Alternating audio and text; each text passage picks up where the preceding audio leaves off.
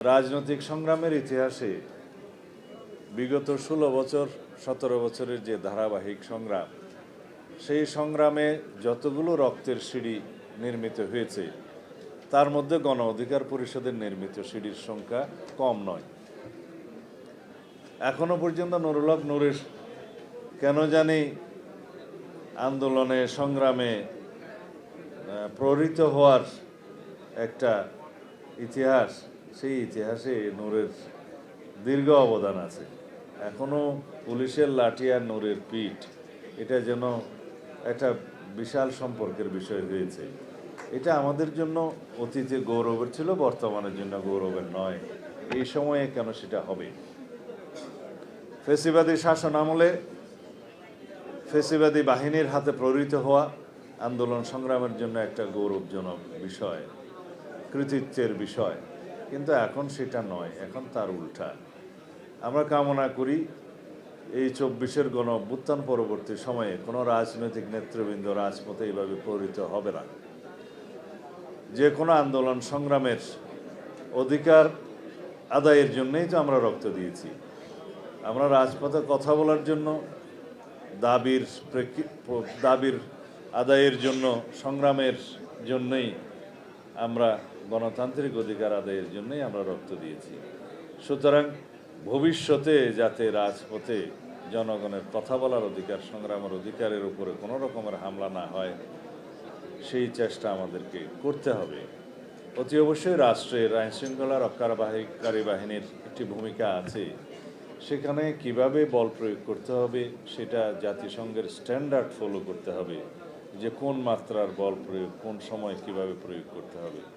আমরা এই অধিকারগুলো এবং এই আইনগুলো বাস্তবায়নের জন্যেই ভবিষ্যতে আমাদেরকে কাজ করতে হবে। এখানে সবাই বক্তব্য দিয়েছে। শহীদ মিরাজের পিতার বক্তব্যের পরে আমার মনে হয় আমাদের সেই বাংলাদেশ বিনির্মাণের চেষ্টা করতে হবে, প্রতিশ্রুতি দিতে হবে, অঙ্গীকার আবদ্ধ হতে হবে। যেই প্রত্যাশা নিয়ে, যে অঙ্গীকার নিয়ে মিরাজরা শাহাদত বরণ করেছেন, রাজপথে রক্ত দিয়েছেন, আমরা তাদেরই রক্তের সিঁড়ি বেয়ে আজকে এখানে উপনীত হয়েছি। গণতন্ত্রের কথা বলতে পারছি, আগামী দিনে নির্বাচনের কথা বলতে পারছি। আমরা জুলাই সনদ প্রণয়ন করেছি এবং মোটামুটি সবাই স্বাক্ষর করেছেন। এখনও এনসিপি সহ ২-১টি দল স্বাক্ষর করার সুযোগ পায়নি, কারণ তাদের কিছু দাবি দেওয়া আছে। সেই দাবি দেওয়ার প্রেক্ষিতে আলাপ আলোচনা হচ্ছে। হয়তো আশা করা যায় তার একটা সুষ্ঠু ন্যায়ানক সমাধান হবে, তারপরে তারাও স্বাক্ষর করতে পারবেন। তাহলে এই জুলাই সনদ হবে জাতীয় জীবনে রাজনৈতিক সমঝোতার একটা ঐতিহাসিক দলিল, পূর্ণাঙ্গ দলিল, যা বাস্তবায়নের জন্য আমরা সবাই প্রতিজ্ঞাবদ্ধ, অঙ্গীকারাবদ্ধ। এবং সেই বাস্তবায়নের জন্য সুনির্দিষ্ট ফোরাম হচ্ছে একটি নির্বাচিত জাতীয় সংসদ। এখানে কোনো দলের সেই বিষয়ে কোনো দ্বিমত নেই।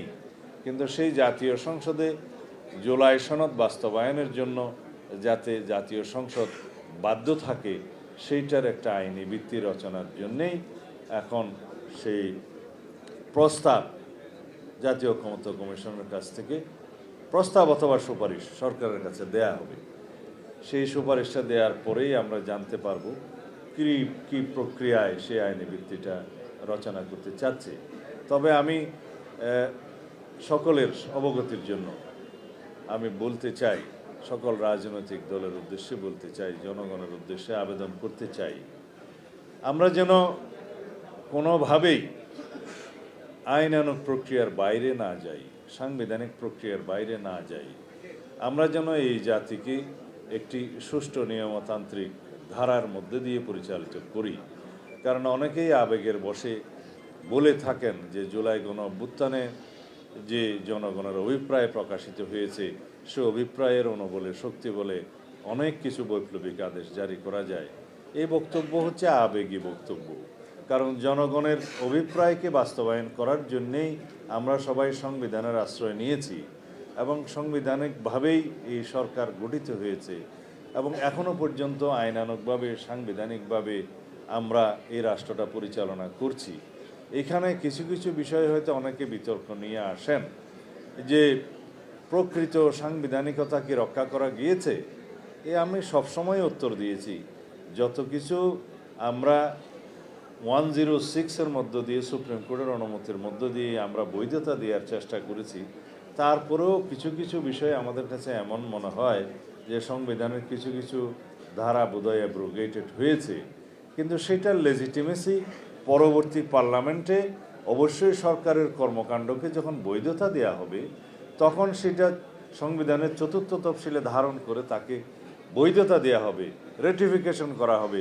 অন্যান্য আইন কানুন যেগুলো পাশ হয়েছে সেগুলোরও রেটিফিকেশন লাগবে। এই প্রক্রিয়ার মধ্য দিয়ে যদি কোনো রকমের কোনো ব্যত্যয় হয়ে থাকে সেই ব্যত্যয়গুলোকেও বৈধতা দেয়া হয়ে থাকে। এটাই নিয়ম, এটাই আমাদের ঐতিহ্য এবং সাংবিধানিক ঐতিহ্য বাংলাদেশে এইভাবে রক্ষিত হয়েছে। সুতরাং আমরা সেই দোহাই দিয়ে যেন আবার এমন কোনো অসাংবিধানিক পদ্ধতির দিকে না যাই যাতে ভবিষ্যতে এটা নিয়ে আবার প্রশ্ন উঠবে যে যার আদেশ জারি করার কথা তিনি করলেন না, যেভাবে আদেশ জারি করার কথা সেভাবে হলো না, সেই আদেশের ভিত্তি যদি আইনানুগ না হয় তাহলে সেই আদেশের আইনানুগ ভিত্তি কীভাবে রচিত হবে এবং সেটাকে বাস্তবায়নের জন্য কীভাবে আবার পার্লামেন্টকে জনগণ সম্মতি দিবে, এই কথাগুলো যেন আমরা না আনি।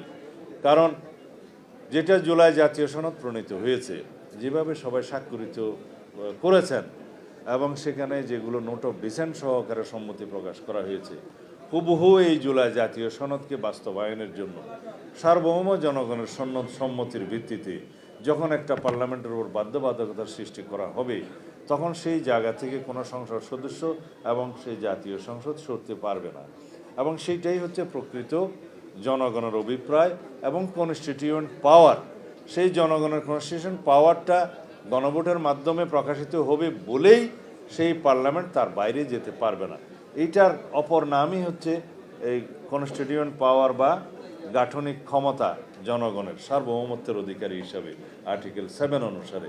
এই কথাগুলো আমরা বোঝাতে চেষ্টা করেছি এবং আমরা সেই নিয়মতান্ত্রিক পদ্ধতিতে গিয়ে পরবর্তী পার্লামেন্টে সেই পার্লামেন্ট যেন জনগণের সেই সম্মতিটা বাধ্যতামূলকভাবে বাস্তবায়ন করে সেই জায়গায় আমরা আছি। এখন যদি আমরা ইমোশনালি রাজনৈতিকভাবে সুখ অনুভব করার জন্য অনেক রকমের বাক্য ব্যয় করি, অনেক রকমের আদেশ নির্মাণ করি, সেই আদেশের ভিত্তিগুলো নিয়ে ভবিষ্যতে প্রশ্ন উঠবে, জুডিশিয়ারিতে কেউ প্রশ্ন তুলতে পারে, সেই জায়গায় যেন না যাই। আমরা যাতে একটা নিয়মতান্ত্রিক পদ্ধতিতে এসেছি, সবার সম্মতিক্রমে এই জাতির একটা ঐক্যের মধ্য দিয়ে যেন আমাদের জুলাই সনদটা বাস্তবায়িত হয় এবং আমরা শহীদের স্বপ্ন পূরণ করতে পারি, এই জাতির প্রত্যাশা পূরণ করতে পারি, সেই আহ্বান সবাইকে জানাবো। আমার ভাই যারা নতুন রাজনৈতিক দল গঠন করেছেন এনসিপি, তাদের অনেক রকমের বক্তব্য আছে যেগুলো আমরা নিজেরাও ধারণ করি আমাদের অভ্যুত্থানের অঙ্গীকার হিসাবে, কিন্তু সেগুলোকে একটা বাস্তব রূপ দিতে হবে এবং বাস্তবের নিরিখে কথা বলতে হবে। আমরা যেন এমন কোনো প্রস্তাব না দেই যাতে করে ভবিষ্যতে সেই প্রস্তাবগুলো, সেই আদেশগুলো প্রশ্নবিদ্ধ হয়, কেউ জুডিশিয়ারের কাছে নিয়ে যেতে চায় এবং সেইগুলোর মধ্য দিয়ে যেন আমাদের এই টোটাল প্রক্রিয়াটাকে কেউ এক সময় অবৈধ বলে যেন আওয়াজ না দিতে পারে। সেই কথা আমি আজকের জন্য বলছি না, আগামী 5 বছরের জন্য বলছি না, আগামী 10 বছর পরে বা 15 বছর পরে যাতে এই প্রশ্নটা নিয়ে কেউ আদালতে না যেতে পারে সেই রকম একটা ভিত্তি আমাদের এখনই রচনা করতে হবে।